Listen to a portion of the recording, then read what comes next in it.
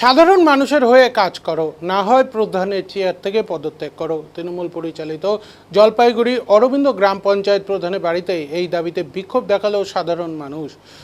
নির্বাচনের ফল ঘোষণার পর থেকে প্রধান রাজেশ মণ্ডল গ্রাম পঞ্চায়েত দপ্তরে যাচ্ছিল না। প্রধান না যাওয়ার ফলে সাধারণ মানুষের কোনো কাজ হচ্ছিল না, সরকারি সুযোগ সুবিধা থেকে বঞ্চিত হচ্ছিলেন সাধারণ মানুষ। শুক্রবার বাধ্য হয়ে শতাধিক মানুষ জলপাইগুড়ি গোমস্পাড়ায় অবস্থিত প্রধানের বাড়ি ঘেরাও করে বিক্ষোভ দেখাতে শুরু করে। ঘটনাস্থলে কোতোয়ালি থানার পুলিশ গিয়ে পরিস্থিতি নিয়ন্ত্রণে আনে। সাধারণ মানুষের অসুবিধার কথা স্বীকার করে প্রধান রাজেশ মণ্ডল বলেন, তিনি নিজে নিরাপত্তা পাচ্ছিলেন না, তাই অঞ্চলে যাচ্ছিলেন না। তিনি বিষয়টি বিডিওকে জানিয়েছিলেন। সাধারণ মানুষের সমস্যার কথা মাথায় রেখে তিনি প্রধানের পদ থেকে এদিন পদত্যাগ করবেন বলে জানান। কাটওয়াল দেওয়া হয়েছে, না কোনো হিম পাইপ, না কোনো কালভার্ট তৈরি হওয়ার কারণে, না এগুলো তৈরি হওয়ার কারণে নানান জায়গায় জল জমে যাচ্ছে। সেই জলের সমস্যায় আমরা ভাসতেছি, সেরকম ঘরে জল ঢুকে যাচ্ছে মানুষের। এগুলো কোনো জ্ঞান বুদ্ধি কিচ্ছু নাই, চোখের উপরে রান্না করছে। এমন অবস্থায় চোখের উপরে রান্না করতে হয়েছে। তো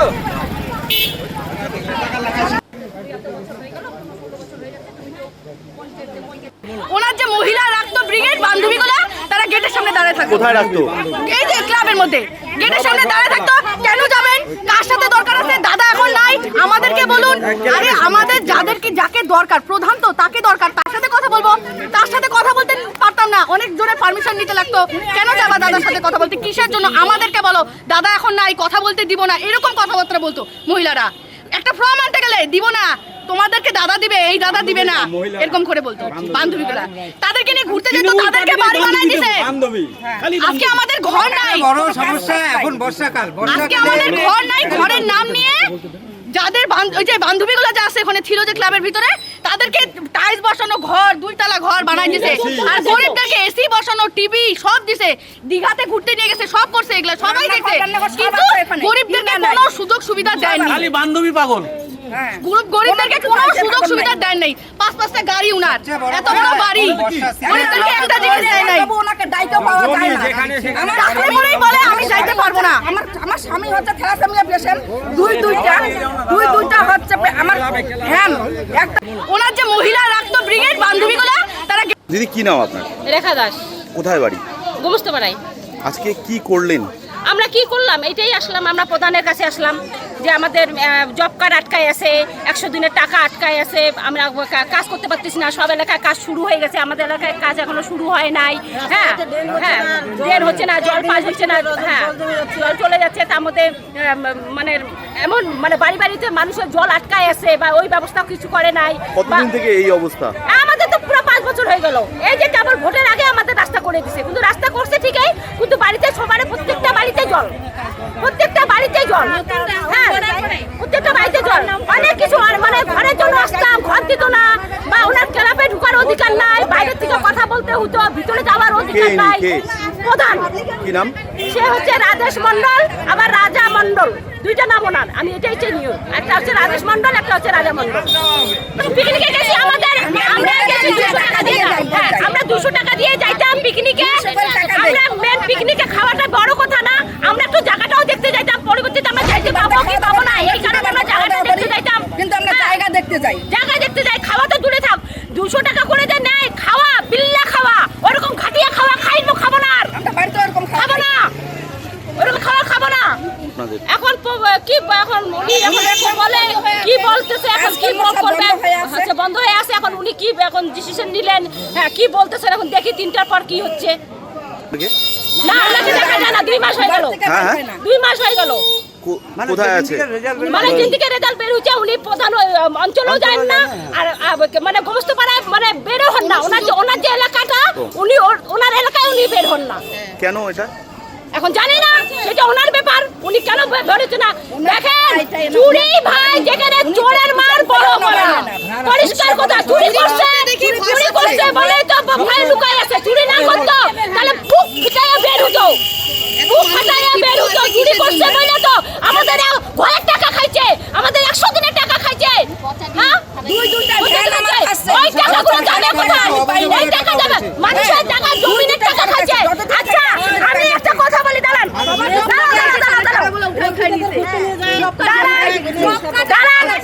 আমি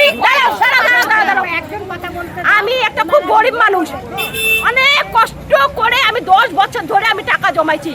আমি 2 কাঠা জমি নিব, আমার ছেলে পেলেরা থাকবে, সেইখান থেকে ওনাকে 50,000 টাকা 1 লাখ টাকা কিসের জন্য দেব? কিসের জন্য? মানে এলাকায় জমি কিনলে ওনাকে টাকা দিতে হবে? টাকা দিতে হবে, ওনাকে ট্যাক্স দিতেই হবে। কেন? আচ্ছা আমাদের ট্যাক্স দিব আমরা অঞ্চলে, তো উনি ট্যাক্স বসাই তো এখানে ক্লাবে, কেন আমি ক্লাবে ট্যাক্স দিই? আমি ট্যাক্স দেই নাই ক্লাবে, একবার ছাড়া 2 বার দিছি আর ট্যাক্স দেই নাই। ক্লাবে ট্যাক্স দিতে হতো কেন?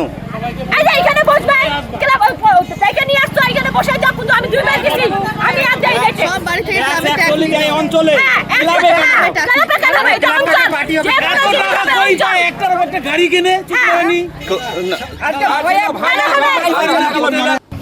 অরবিন্দ অঞ্চলের বাসিন্দা, গোমস্তাপাড়া নিবাসী। কি নাম আপনার? দীপেন ঘোষ। হ্যাঁ বলুন, কি বলবেন? আমি বলতে চাচ্ছি যে এই যে আপনি প্রশ্ন করলেন, উনি এত বড় পুজো করেন, এত লোককে নিয়ে পিকনিকে যান, উনি পিএমজির ঘর প্রতি 25,000 টাকা করে নেয়, প্রত্যেকের কাছ থেকে টাকা নিয়ে পিএমজির ঘর দেয়। তাহলে আমিও যদি পিএমজির ঘরের টাকা নিয়ে আমি যদি পিকনিক নিয়ে যাই, তাহলে কি আমি মহান হয়ে যাব? এই সব দুর্নীতিগ্রস্ত প্রধান রাজেশ মণ্ডল প্রত্যেকের কাছ থেকে 200 টাকা নেয়। ওনার শুধু একটা দোষ না, ওনার এই ক্লাবটা সামাজিক ক্লাব নবারুণ সংঘ, এটাকে ওনার ব্যক্তিগত অফিস বানিয়েছে। ওখানটায় অল্প বয়সের মেয়েদেরকে, যারা ওনার মনোভাবাপন্ন, তাদের ছাড়া কাউকে অ্যালাউ করে না। আর কেউ যদি ওনার কাছে কোনো পরিষেবার জন্য আসে, তাদেরকে বলে এখন না, পরে আসো, এখন আমার সময় নেই।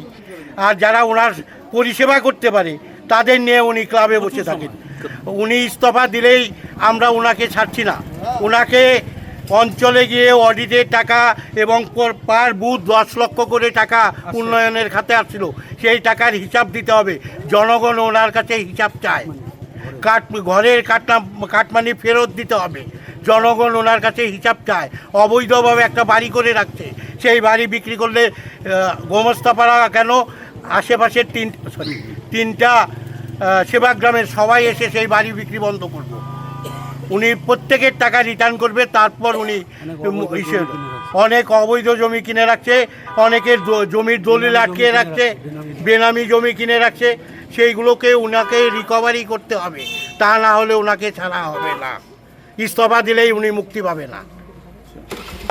জমি কিনতে গেলে তাকে টাকা দিতে হয়, তাকে কাটমানি দিতে হয়, তার কাছে জমির দলিল বন্ধক রাখতে হয়। জমি কিনে বাউন্ডারি দিতে গেল, বয়স্ক মানুষের টাকা দিতে হয়েছে। এটা কেন করতে হয়? এটা তো তৃণমূলের কালচার, এটা তৃণমূলের কালচার। এবং মমতা ব্যানার্জি নিজে বলছিল 75 নবান্নে পাঠাও, 25 তোমরা খাও। এটা তো এই সেই ট্র্যাডিশনটা। শুধু এটা নয়, বাড়ি বানাতে গেলেও টাকা দিতে হবে। সব কিছুর পেছনে এর জন্য দায়ী তো তৃণমূল, এর জন্য তো দায়ী তৃণমূল। আজকে কি করলেন আপনারা? আমরা ওর কাছে জানতে এসেছিলাম যে 100 দিনের কাজের সব অঞ্চলে হয়ে গেছে। আগামীতে আমাদের নতুন সরকার 125 দিনের কাজ দেবে। 100 দিনের কাজই করতে পারলা না, 125 দিনের কাজ আগামীতে হবে। তুমি অঞ্চলে যাচ্ছ না, মানুষ তোমার অরবিন্দ অঞ্চলের জনসাধারণ তোমার কাছে পরিষেবা পাচ্ছে না। হয় তুমি পদত্যাগ করো, না হয় অঞ্চলে যাও। উনি বললেন যে 3টার সময় উনি বিডিও অফিসে গিয়ে ইস্তফা দেবেন। আমরা 3টার সময় বিডিও অফিসে উপস্থিত থাকবো। ইস্তফা দিলেও হবে না। নিয়ে এসেছিল যে অঞ্চল অফিসে আমি কেন যাচ্ছি না, তাতে পরিষেবা বিঘ্নিত হচ্ছে এই জন্য। তা আমার যেটা বক্তব্য যে অঞ্চল অফিসে যাওয়ার মতন রাজনৈতিক পরিস্থিতিটা ছিল না, সেই জন্যই যাইনি। যেটা আমি এর আগেও আমার ব্লক প্রশাসনকেও জানিয়েছি যে আমি ঠিক সিকিউর ফিল করছি না, সেই জন্য যাইনি। তো বললো যে তাহলে কী বক্তব্য? বললাম যে আমার বক্তব্য আমি রিজাইন দিয়ে দেবো। তো রিজাইন দেওয়ার কথা শুনে তারা বললো যে তাহলে হিসাব নিকাশ। মানে হিসাব নিকাশ তো যেটা জিপির, সেটা তো জিপি থেকে হবে, সেটা তো অডিট হবে, তখন অডিট ফেস করতে হবে, সেটা ফেস করে নেব।